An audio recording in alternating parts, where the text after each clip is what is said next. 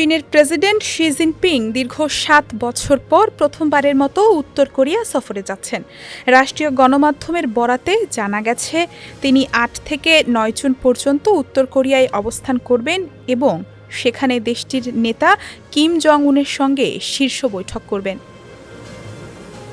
চীন জানিয়েছে, উত্তর কোরিয়ার আমন্ত্রণেই এই সফর অনুষ্ঠিত হচ্ছে। শি জিনপিং সর্বশেষ ২০১৯ সালে পিয়ংইয়ং সফর করেছিলেন। দীর্ঘ বিরতির পর এই সফরকে আঞ্চলিক কূটনীতিতে অত্যন্ত গুরুত্বপূর্ণ হিসেবে দেখা হচ্ছে। এই সফর এমন এক সময়ে হচ্ছে যখন উত্তর কোরিয়ায় বৈদেশিক সম্পর্ক ঘিরে ভূরাজনৈতিক সমীকরণ দ্রুত পরিবর্তন হচ্ছে।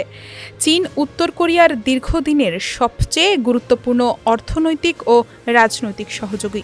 আন্তর্জাতিক নিষেধাজ্ঞার কারণে পারমাণবিক কর্মসূচি নিয়ে চাপে থাকা উত্তর কোরিয়ার জন্য চীন এখনও প্রধান বাণিজ্যিক অংশীদার হিসেবে ভূমিকা রাখছে।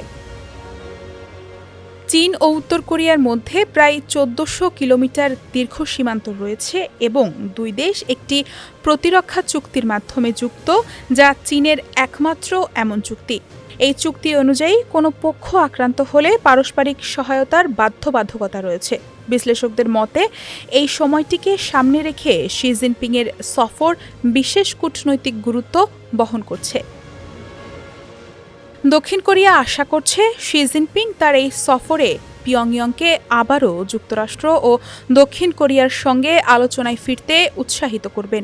চীন বরাবরই কোরীয় উপদ্বীপকে পরমাণুমুক্ত করার পক্ষে অবস্থান জানালেও সাম্প্রতিক বছরগুলোতে তারা এ বিষয়ে প্রকাশ্য অবস্থান কিছুটা নমনীয় করেছে।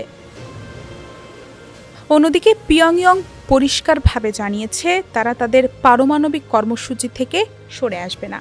চলতি সপ্তাহে কিম জং উন জানিয়েছেন, গত ৫ বছরে উত্তর কোরিয়ার পারমাণবিক অস্ত্র উৎপাদন ক্ষমতা উল্লেখযোগ্যভাবে বৃদ্ধি পেয়েছে এবং তারা সামরিক সক্ষমতাও আরও বাড়াচ্ছে। ডেস্ক রিপোর্ট, সমকাল।